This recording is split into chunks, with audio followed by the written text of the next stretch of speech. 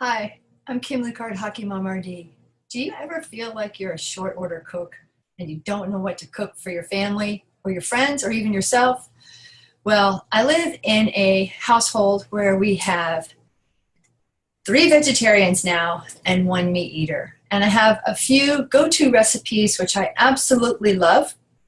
They are antioxidant fighting recipes and rich in carbohydrates and packed with soluble and insoluble fibers, which will help your blood sugar stay stable and your energy level stay stable too, as well as helping to decrease your cholesterol level overall.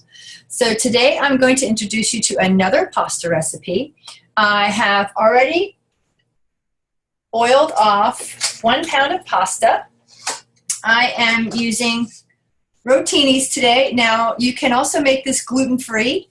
If you have someone who is on a gluten-free diet, there are Ronzoni makes an excellent gluten-free pasta. There are many others. That's the only one that I've tried. This is not a gluten-free pasta, so just put this in here.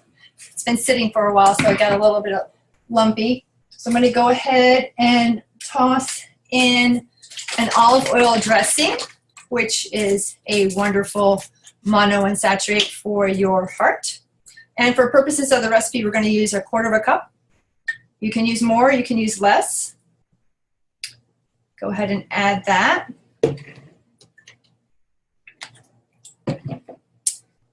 Then I am going to add a can of cannelli beans, or these are Great Northern beans. This recipe costs less than $10 to make, and you can make it in about 20 minutes altogether. A can of roasted red chili peppers. I used a Rotel. I like the mild version, so it's not too spicy. I'm going to stir it up a little bit with my measuring spoon to mix in some of that oil that I put in it. And then I'm going to add some olives, some green olives and some black olives. My crew loves olives, so I have about 1.5 cups of green salad olives, and then 1 small can of sliced black olives, and a can of artichoke hearts, and of course some chopped onions. You can also add some chopped garlic. For your meat eater, you can add some baked or grilled chicken. You can add in some slices of cheese if you like. And so this is what it looks like. A big, giant, yummy pasta salad. You can serve it warm or you can serve it cold. It travels wonderfully in a thermos to take to the office or the rink or any sporting event. I will say that I would not recommend this in the 4 to 6 hour window leading up to your activity time, because it is rich in fiber. So if you want to have it, say, the night before, or for a very early, say 11 o'clock lunch for maybe an 8 o'clock game in the evening, that would be good. But I wouldn't have it within 4 to 6 hours before game time because of the fiber, unless you know your body can tolerate fiber. Sometimes people cramp if they start doing their sprinting. And you know that there is a ton of stop and go sprinting in ice hockey.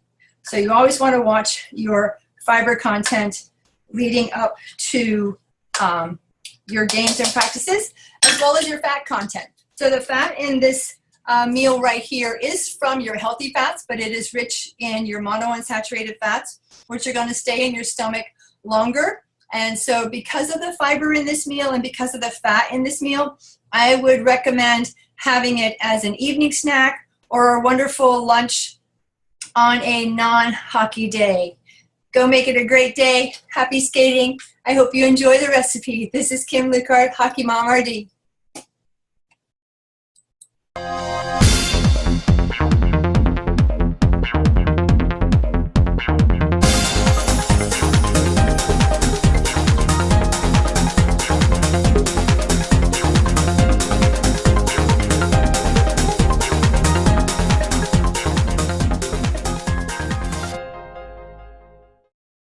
great. This is a tremendous sport. It's fantastic. You're working on a lot of skills. It's really improved my hands and my stick handling in general.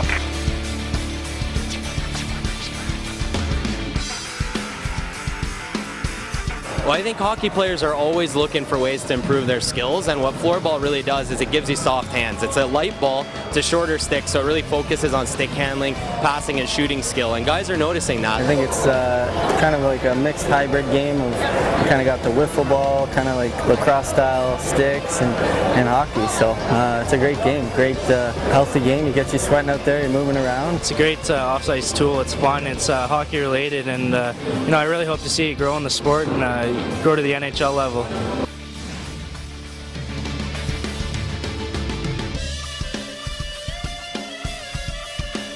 I always said that, like, you know, this is the best sport for training, and it's a cheap sport too. You don't have to have too many. You have the stick and your old runner, so you can do whatever you want and play, and for skills, shooting, anything. It's great. Your stick handling, your quick hands, your release, a lot of stuff that you can take from floorball and bring it to hockey as well. Well, we're starting to see National Hockey League teams and clubs getting interested in floorball. It's been a very popular off-ice training sport for Hockey Canada. They've been using it in their Hockey Canada skill academies for almost 8 years now. Much like hockey, same basic principles. You want to pressure your opponent, you want to go hard to the net. Everything that the game of hockey, ice hockey brings, we can find right here on the gym floor. You know, floorball really gives you nice dangles. A lot of guys dangling all these Zorro moves, so you know, it really helps you out. And you know, the cardio aspect too. You know, you're running hard, but you're having fun at the same time, so it's great. Can anyone score here or what? Yeah. Oh!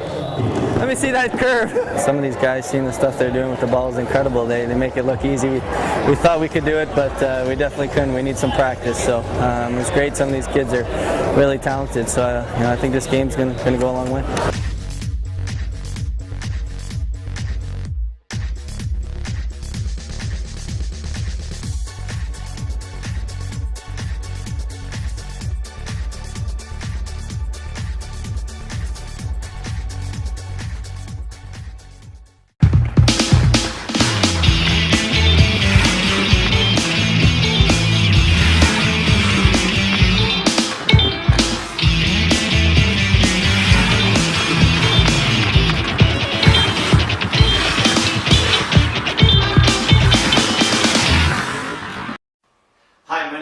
Bracko. I'm a sports physiologist and a strength and conditioning coach.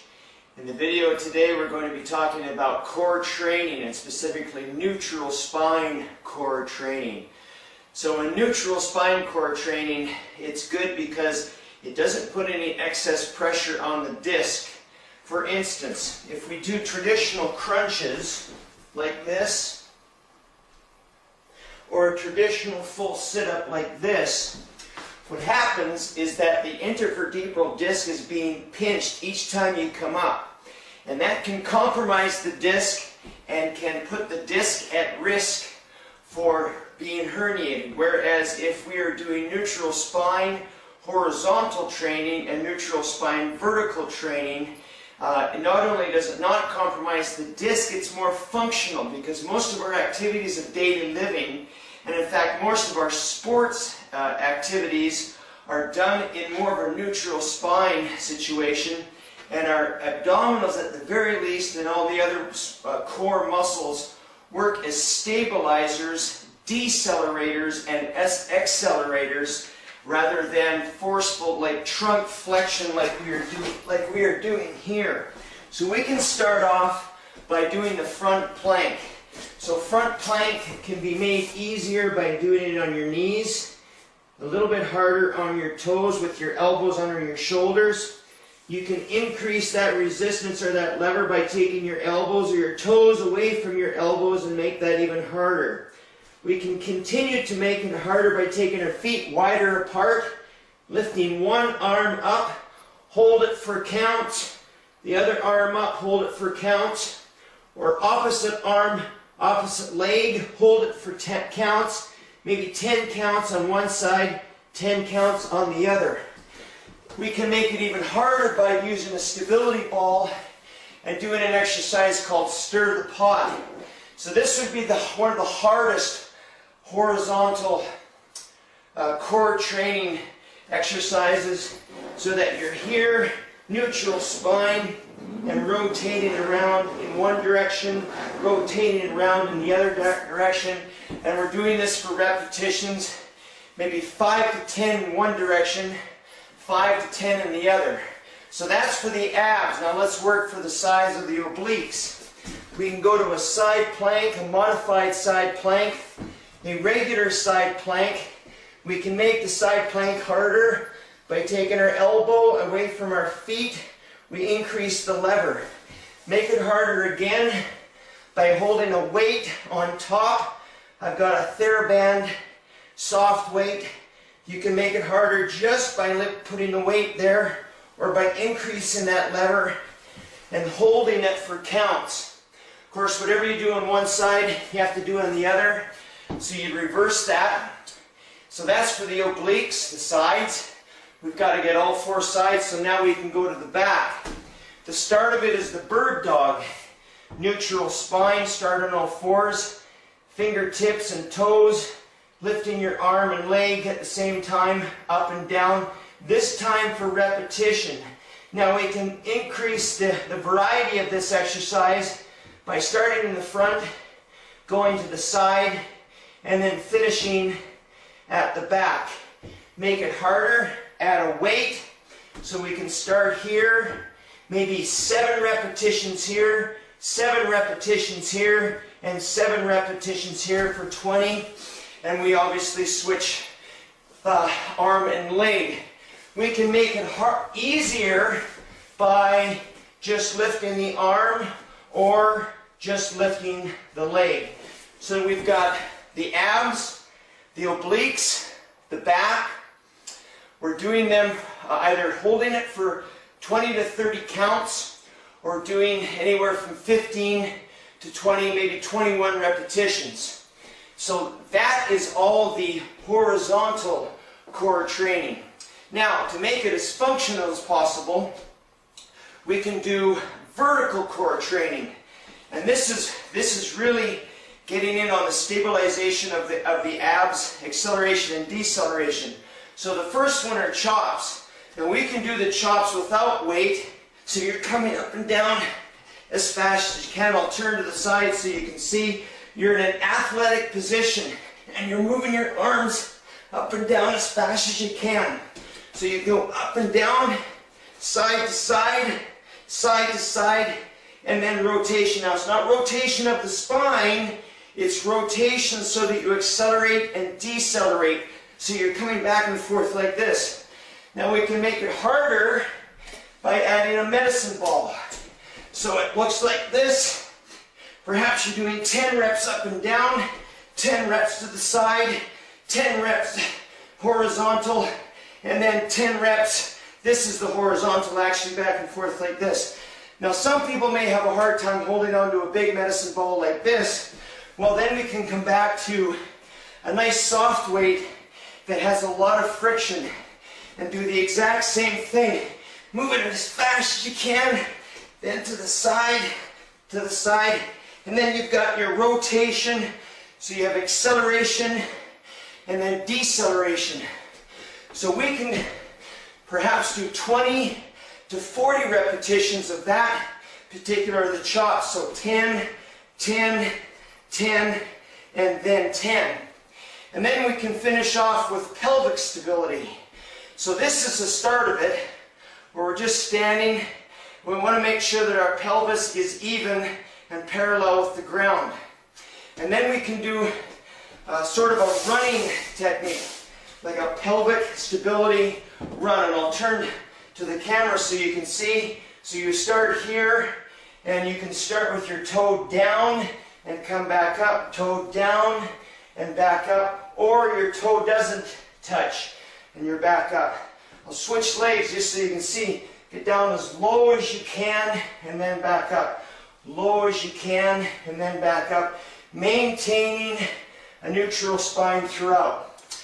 So let's go back and recap. Front plank, side plank, bird dog. 2 to 3 sets. You're holding those positions in the front plank and the side plank for 20 to 30 counts. Stir the pot, 5 to 10 repetitions one direction, 5 to 10 in the other direction. The bird dog, we're coming up and down 10, 15, maybe 20 or 21 repetitions. The chops, we're doing about 20 to 40 repetitions of the chops. And then the pelvic stability running, this one here, we're doing maybe 5, 10, or 15 repetitions, and again 2 to 3 sets. So again, neutral spine loading, more functional, less risk for the disc, and it's a great exercise and a great core routine for our fitness clients as well as our athlete clients. So go for it, give it a try. Thanks for watching. Dennis Chighisola's The Nature of Our Game ranks with other high-level essays, authored by the likes of Gladwell, Percival, and Coyle. It's an in-depth study of our game, it's about the challenges players face in the heat of battle, and it's about the things that influence the way players need to train, both off and on the ice. Get it now, and be well armed to answer almost any question that arises about our game.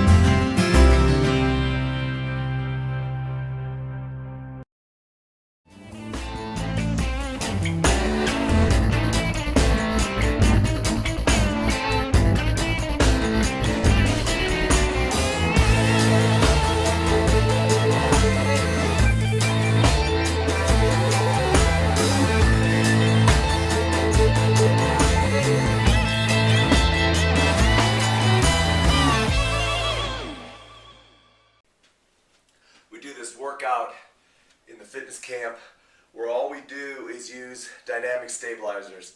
And so I thought this week, with some of the information I'm sharing with you about the dynamic stabilizer, I'd take you through 10 exercises that you can do with your camp. And all you're going to need is a 13-inch dynamic stabilizer band, probably 2 of them, per person would be good, because I think some people like to double up, but other people are going to need to go single. So let me go ahead and let me start by taking you through a few double strength left exercises to really get the hips activated, trunk activated, and then what we'll do is we'll bring it down a little bit. We'll bring it down a little bit to one dynamic stabilizer so you can start increasing some speed and cardiovascular conditioning. But let's go ahead. We're going to slide 2 bands on. We're going to get it above our knee. We're going to lock it in there. All right. Now the key is you got to keep your feet wide. So I got to keep my feet outside my shoulders. So the first exercise is just going to be a simple step drill.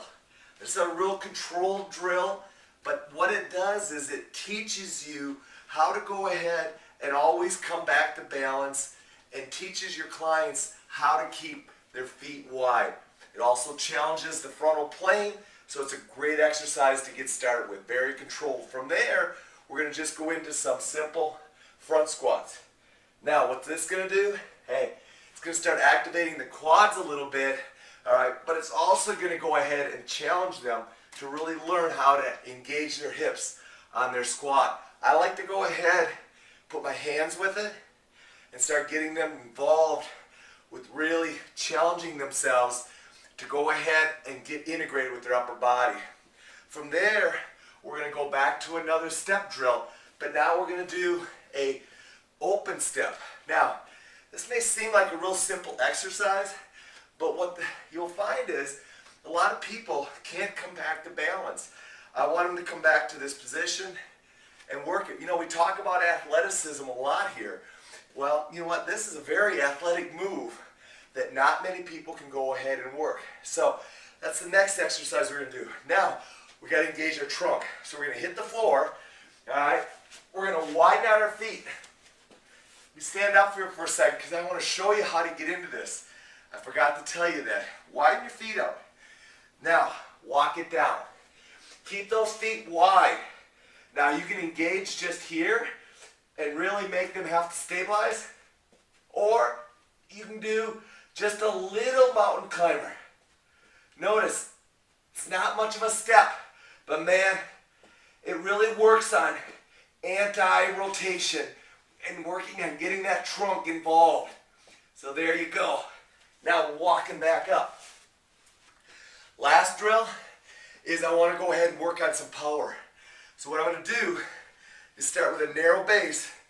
I'm going to work and drop in, come back up. It's like drop squats, but you're going to work on really stabilizing. Dropping in, come back out. Stick it, back out. Stick it, back out. And stick it, back out. Let's go one more. Good. So there's 5 exercises that most people can do with a double dynamic stabilizer setup. Now, let's get rid of one and let's go with a little bit more speed. So now what I like to do is start out with 2-step lateral shuffle. So it's 2 steps, and I want them to control it. I want them to learn how to control 2 steps. So it's 1, 2, touch, 1, 2, touch, 1, 2, touch, 1, 2, touch. And I want them to be able to control that. Not 3, but 2. Again, you'll be surprised at how people can't control 2 steps. So I like that exercise a lot. Now what we're going to do is high knee marching. Key here is keep those knees wide, hands here. This has got to lock in. So as I march, I don't want to see my hands moving. My hands should stay there. I'm going to bring my knees to the outside a little bit, not in. That way, the band stays tight the whole time. Nice job. Keep it up there. Burning it, burning it. Very good. Now we're going jacks. But we're not going to worry about our upper body. We're going to work on foot quickness. So we're going jacks. Real quick. How fast can you move your feet? Most people, it's not going to be a tough exercise from a hip standpoint. But how quick can they move their feet and keep it moving? Tighten your trunk. Set. Nice job. Now, what we're going to do is we're going to go ahead and we're going to add in a little bit of mountain climber circle. All right. This engages your trunk. So wide feet, drop down. Hey, we're going circles all the way around. Stick it all the way back. Feet have to stay wide. So it's kind of like doing a circle crawl, a circle mountain climber. But the nice thing about that exercise is you don't need a lot of space. Really engages your trunk, really gets your hips activated, keeps you rolling. My last one, burpee, baby. I love doing burpees and dynamic stabilizers because it teaches them how to stay very athletic. So we start here.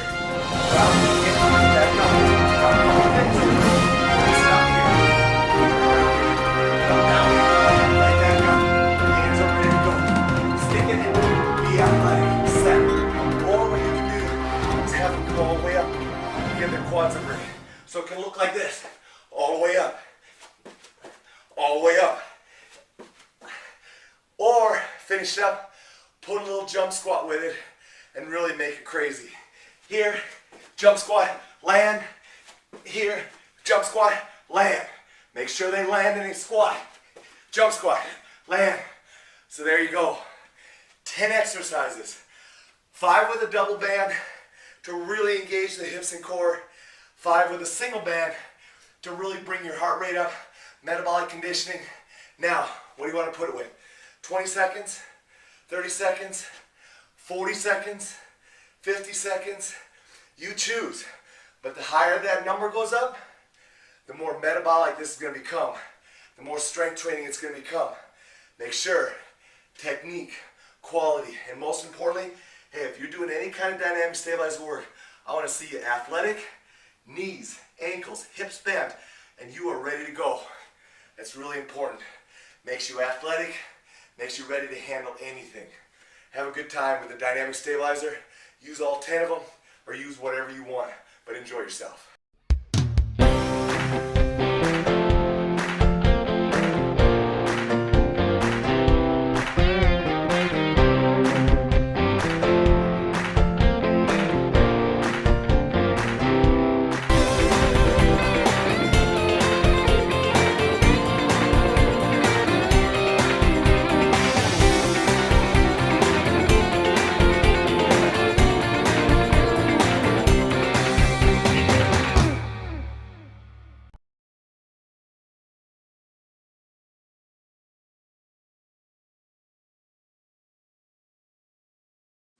First drill is once again 0.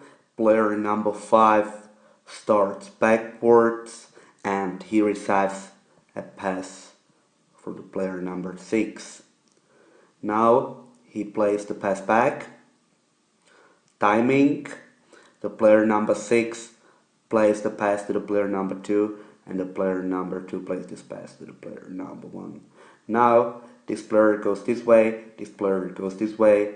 Pass on the stick, he goes on the net, he shoots a puck and scores. After that we have some pucks here in the corners. Timing, he picks the puck, he plays the pass to the player number 1, he goes in the front of the net, he shoots and he scores. This is the first drill. Once again 0. We have rebounds because the goalies has been before the warm-up.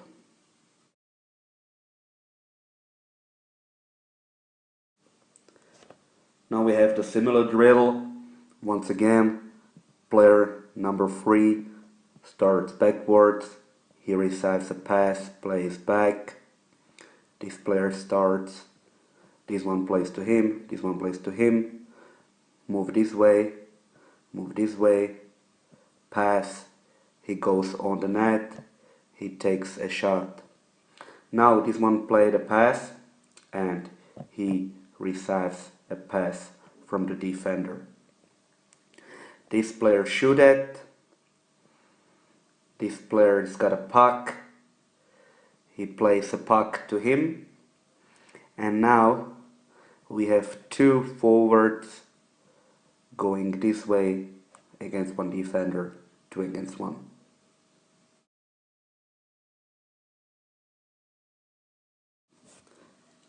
Now we have beautiful drill, once again 1, 2 against 1 and 3 against 1, just one side. On the whistle, both defenders from both sides go with a puck and they take a shot. They take a shot. Now this defender is ready. This defender is ready to defend, so he goes a little bit forward. At the same time, the same breakout. So pass, pass back, pass here, and now we have change. This one plays to the defender. Defender plays to him, and we have here once again one.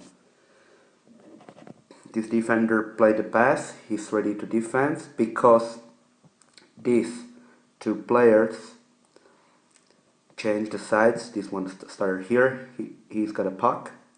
They go this way, they go 2 against 1 this way. After that, it's done, it's quickly done, and this player receives a pass from this one. Now, both forwards done this 2 against 1, and all 3 players went from this side. 3 against 1. Simple drill. Of course, not so simply if you do it on the first time, but it works a lot. Of course, you can do it here. One more transition this way. You don't have to go this way, but you can do transition this way. The big advantage is that here you have more space, here it's more space, but it's just up to you, your catches.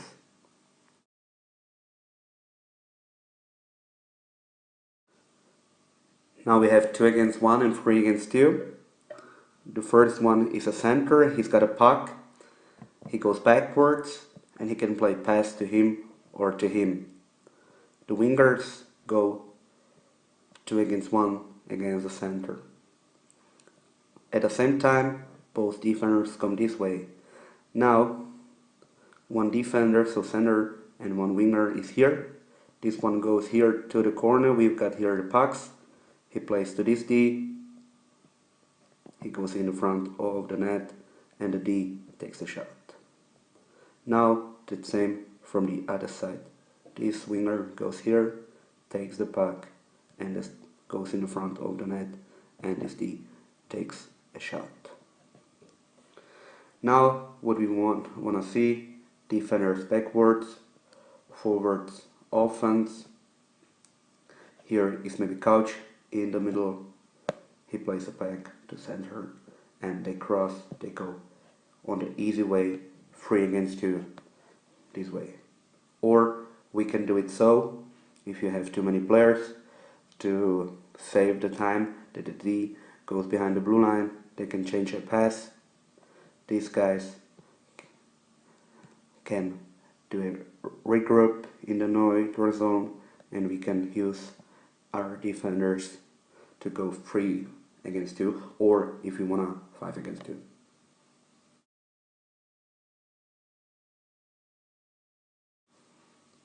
Now we have 3 against 2. The first forward here plays a pass to the D, this D to this D, puck back, this one is in the front of the net, he takes a shot.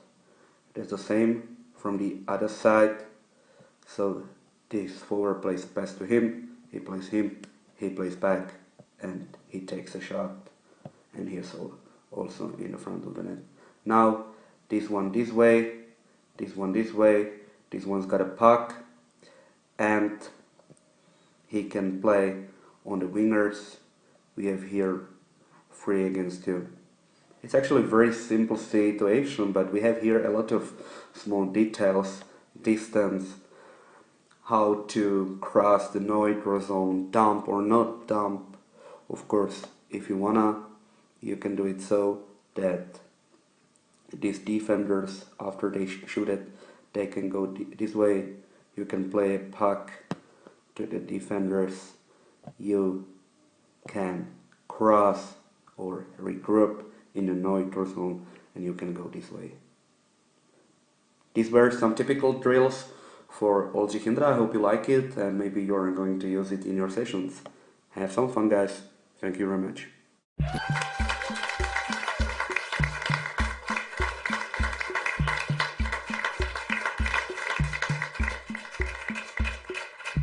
We spell it P-I-M-P-S.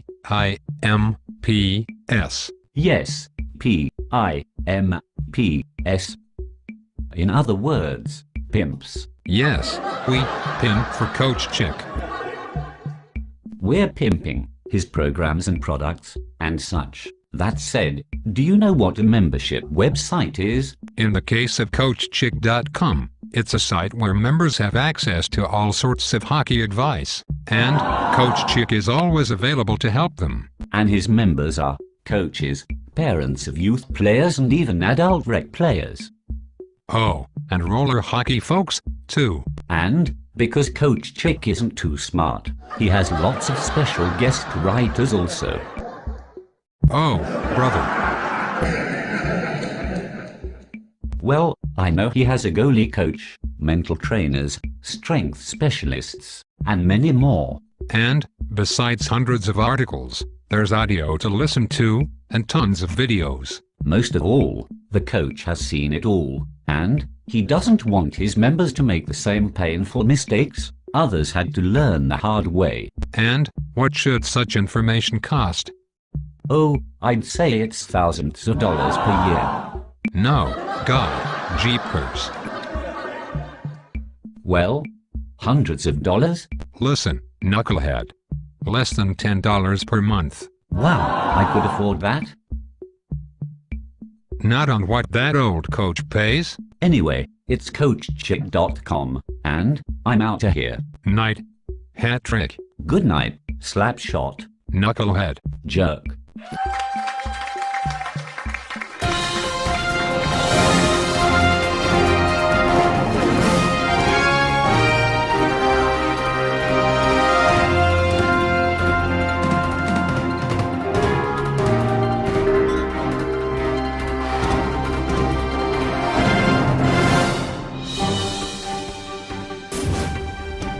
This programming is brought to you by Local Video Magazine.